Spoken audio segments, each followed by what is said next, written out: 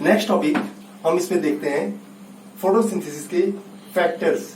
What are the factors that are responsible for और that can affect the rate of photosynthesis. तो इसके जो पहला है CO2।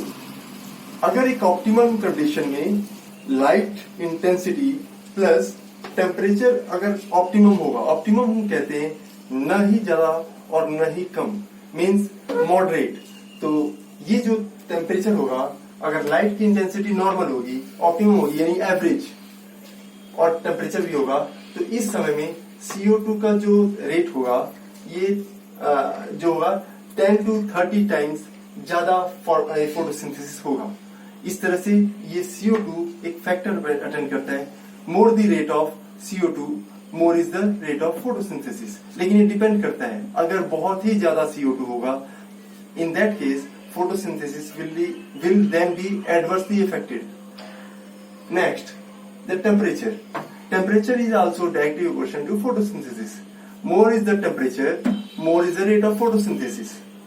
But there is a condition at the optimum condition, that is at 35 degrees Celsius, that is the optimum condition of temperature, that will at that temperature photosynthesis rate will be normal, and at the maximum it will then be the more peak at that temperature. But after it comes at the temperature of 40 degrees Celsius, जब ये 40 degree Celsius पे ज्यादा आ जाएगा, then photolysis शुरू हो जाएगा, यानी sales के टूटने शुरू हो जाएंगे। ज्यादा हाई टेम्परेचर पे, हाई लाइट इंटेंसिटी पे वो सेल जो होंगे उसके अंदर चेंजेस आ जाएगा और वो फोटोसिंथेसिस को रिटार्ड कर देगा, रोक देगा। नेक्स्ट जो फैक्टर है वो है वाटर। वाटर जो होता है, जितना प्लांट एब्जॉर्ब करता है उसका less than 1% plant use or utilized in the case of photosynthesis, and water is directly proportional to photosynthesis. The rate of water will directly be affected by the photosynthesis. Means अगर किसी plant में हम light को water को हम पानी कम डाल दें तो उसके अंदर फोटोसिंथेसिस की रेट भी कम हो जाएगी। अगर बहुत ज्यादा कम हो जाएगा वाटर तो ये स्टोमाटा के क्लोजर को हो जाएगा, और स्टोमाटा क्योंकि वाटर का लॉस करेगा स्टोमाटा ट्रांसपीरेशन से। अगर सॉइल में ही वाटर कम हो गया तो वो तो बेचारा मर जाएगा, इसलिए उसके अंदर ऑटोमेटिक ऐसा सिस्टम है जिसके कारण वो स्टोमाटा क्लोज कर देगा, और इस तरह से रेट ऑफ इसमें कंडीशन चेंज कर जाएगा इन एक्सट्रीम कंडीशन। लेकिन नेचुरल कंडीशन में वाटर के रेट की डायरेक्टली प्रोपोर्शनल होगा photosynthesis. Next is a case of light. About 0.2 to 1% of total radiation is utilized in the case of photosynthesis. Means that is light is directly proportional to photosynthesis. लेकिन फिर इसमें same condition हो जाएगा, अगर light intensity ज्यादा हो जाएगी तो in that case solarization will be occur, and solarization means damaging of the photosynthetic apparatus. Photosynthetic apparatus जो हमारा है वो डायरेक्टली और इनडायरेक्टली डिस्टर्ब हो जाएगा, and that will adversely effect the rate of photosynthesis. Now ये जो रेडिएशन देखे हैं हमने विबज्योर पढ़ा है, violet, indigo, blue, red, green, orange, जो ऐसे हमारा विबज्योर हमने पढ़ा है।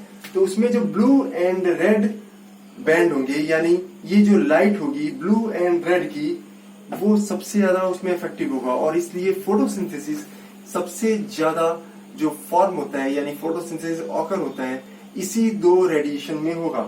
अगर किसी कमरे में हम ब्लू एंड रेड लाइट को डाल देंगे तो हम देखेंगे कि फोटोसिंथेसिस की रेट बढ़ जाएगी। अगर सेम अपोजिट ऐसा कर दें, अगर उसी कमरे में केवल हम ग्रीन लाइट दें तो वो हम देखेंगे no photosynthesis will occur at that time. Next factor, that is chlorophyll. Chlorophyll deficiency means deficiency of magnesium will directly affect the rate of chlorophyll.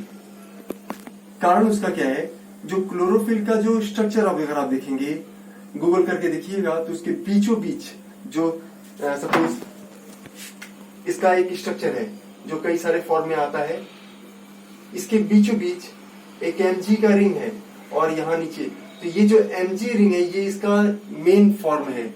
और अगर ये Mg ही नहीं पाएगा प्लांट अगर सॉइल से, तो इसका चेंज आ जाएगा और इस तरह से deficiency of magnesium will directly affect the rate of chlorophyll. Now come to the significance of photosynthesis. इसका सिग्निफिकेंस क्या है? पहला, food. There is a famous saying, all flesh is grass. Actually जब फूड बनता है तो सबसे, अगर उसे फॉर्म देखें तो फोटोसिंथेसिस जो होता है वो लेगा, ग्रास बनाएगा और ग्रास उसको फूड बनाएगा स्टार्च के फॉर्म में और ग्लूकोज के फॉर्म में।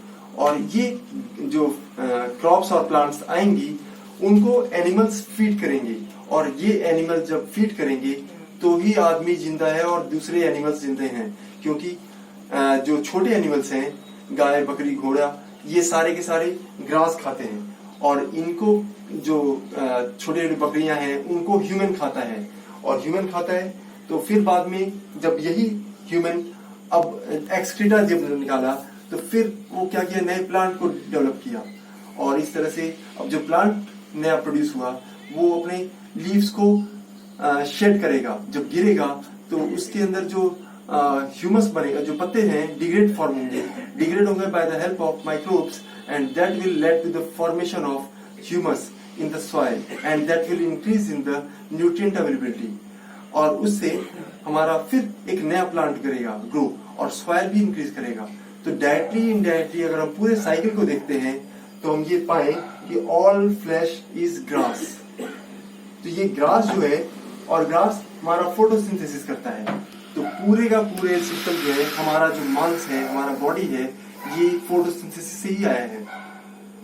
Next, oxygen. Oxygen oxygen bank जो हमारा है, हमारे एटमॉस्फेयर में इतने मिलियंस ऑफ ईयर्स हो गए, ऑक्सीजन की कंसंट्रेशन न बढ़ा न घटा। Why? Same is the case of CO2। CO2 भी कांस्टेंट है एटमॉस्फेयर में। It both these conditions are due to the conditions of the photosynthesis. If photosynthesis will not occur, that whole will disturb. और oxygen जो है, oxygen bank में काम करता है। जैसे हम कहते हैं कि पेड़ की छांव में आप रात में मत सोइए, क्योंकि रात के समय में वो CO2 रिलीज करता है और दिन में वो ऑक्सीजन रिलीज करता है और इस तरह से कॉन्स्टेंसी एटमॉस्फेयर में मेंटेन की रहती है। अगर ऑक्सीजन प्रोड्यूस करने वाला प्लांट और ग्रासेस नहीं रहेंगे, क्रॉप्स नहीं रहेंगे, तो ह्यूमन जिंदा नहीं रहेगा। So in such case oxygen will help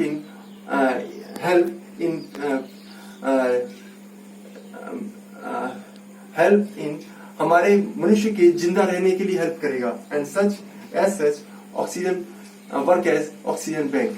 और same is the case of CO2।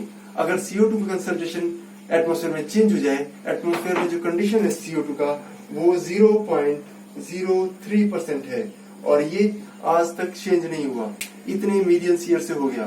तो वाई? क्योंकि ये हमारा फोटोसिंथेसिस प्रोसेस है। These are the most significance of the photosynthesis. That's all. Thank you.